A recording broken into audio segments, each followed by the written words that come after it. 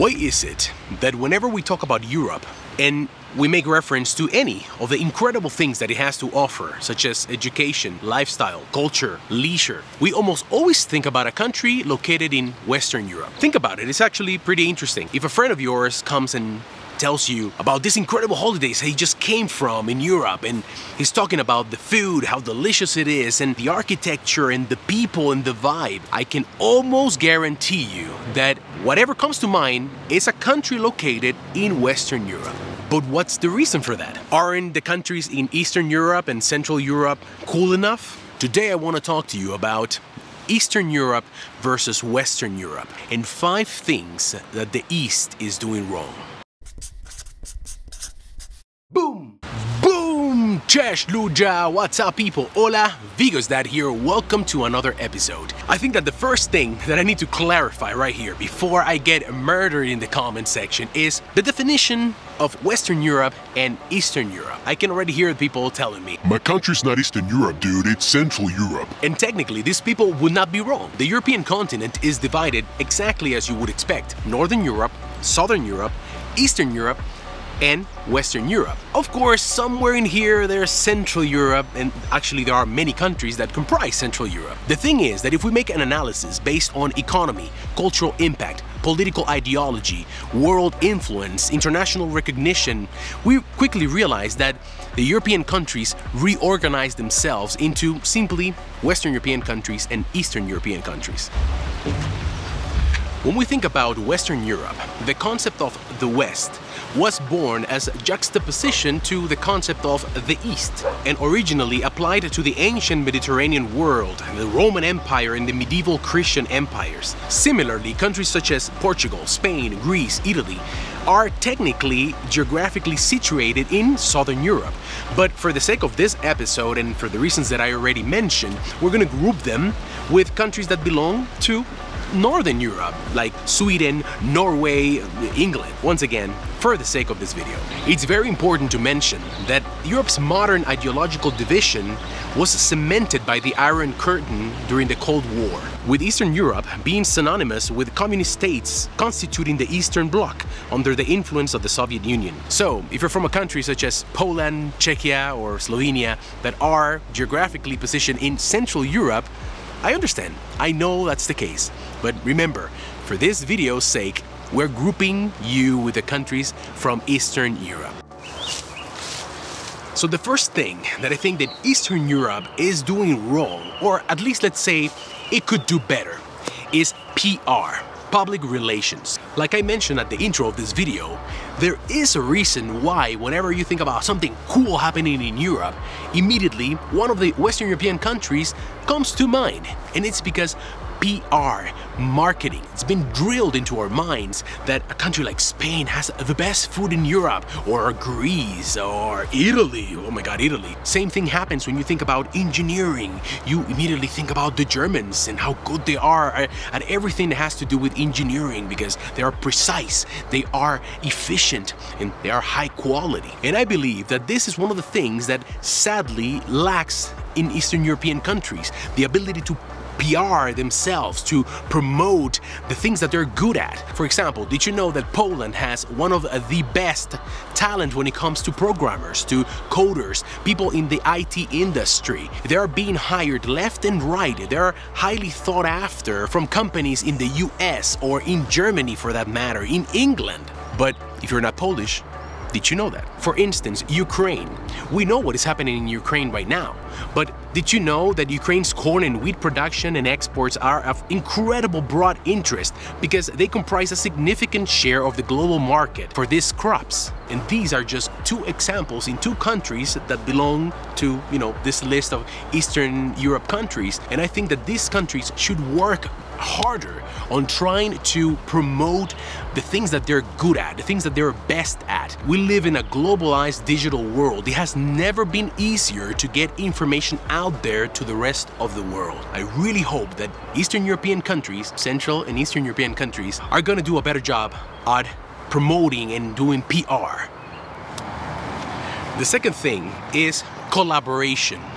That is lacking in Eastern European countries. For instance, why did I have the need to specify so many times on this video that if you're from a country that is in Central Europe and all of a sudden I said that the country now I'm gonna mention that belongs to Eastern Europe, why is such a big problem? You don't hear that with Western European countries. You don't hear Germany complaining and saying, you know what, we are not Western Europe, we are actually Central Europe, because it's okay. They feel European. They feel like they belong to the same place that, I don't know, Spain belongs to.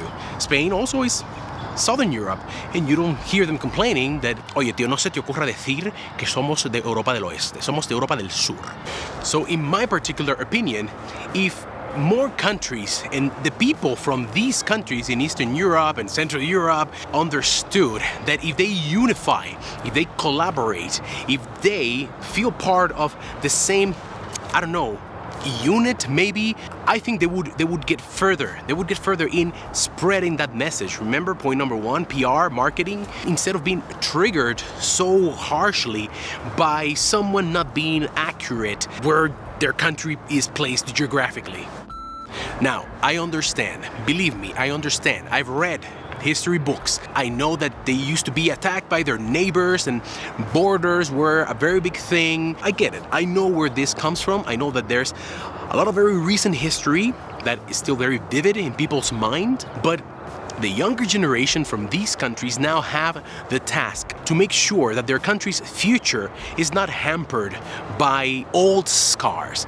They are scars, and it's important to remember them. They say that a country that doesn't remember its past and its past mistakes is doomed to repeat them. Of course, I get that. But I believe that it's also time to integrate a little more and move on. If you agree with me or not, let me know in the comments. It's important for me to hear your thoughts on this. Do you think we should move on? Do you think we should open up more? Let us know. Number 3. The one thing that I still see that there's a lot of similarity between Eastern European countries and, let's say, countries in Latin America is the wealth distribution. And I'm not only talking about how the country distributes its wealth, I'm talking about what each individual in the country does to make sure that the wealth is spread out evenly. Things like taxes and paying them on time and not trying to go around the system to play just so you can get ahead. These are things where Western European countries have established regulations that the residents abide to and they respect. They believe that, hey, listen, if we all do our part, we're gonna have a better system that is gonna be more equal in taking care of its citizens. And sadly, I still don't see that in Eastern European countries. There's still a lot of kombinować. There's still a lot of trying to see how you can do something and maybe gain an advantage. Believe me, I'm Latino. Happens every day in our countries. But that doesn't mean that it's right. That doesn't mean that we should not strive to change the system. That doesn't mean that we should not try to become better people. Politicians are politicians. There are good ones, there are bad ones, but everything starts with the citizens. Number 4 ties up a lot to the one that I just mentioned. This is about caring enough or not caring enough. In order for any country, any region to prosper, you need the people to care about the community. You need the people to care about what is ours, not only what is mine or theirs. When we think about countries like Sweden, like Norway, Finland, the thing that immediately pops to mind is how connected they are with things that belong to everybody. They are able to understand that if they go to a park, the park belongs to everybody. If they have a dog and the dog goes to the park to do, its business, then they bend over and they pick up the funky stuff. Sadly, that doesn't happen in Eastern European countries. At least it doesn't happen as much as it should. So you're walking, taking a stroll in the park, and then all of a sudden there's some dog stuff there.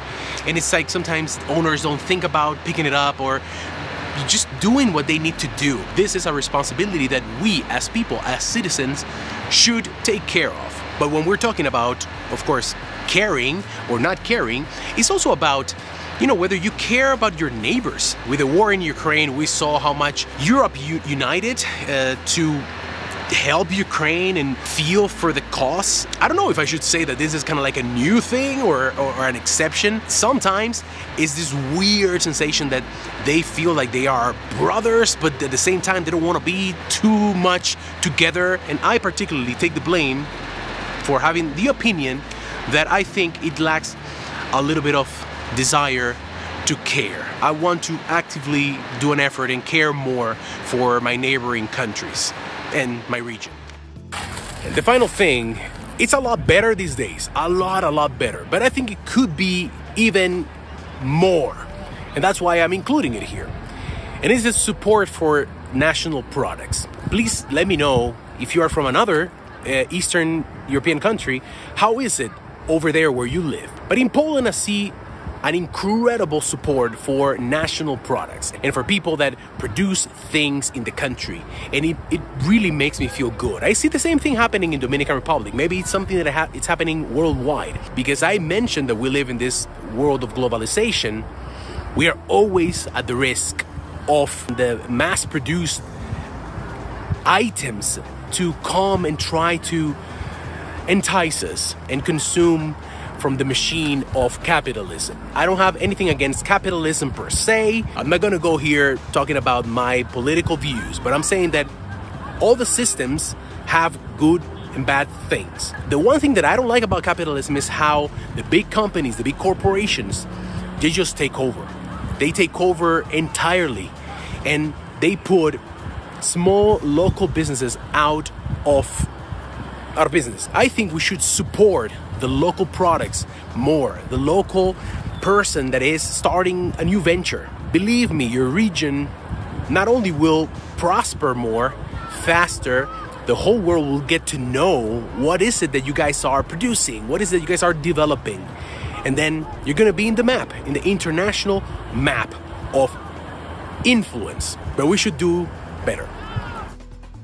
Boom! That's all, guys. That's the end of the episode. It's so difficult.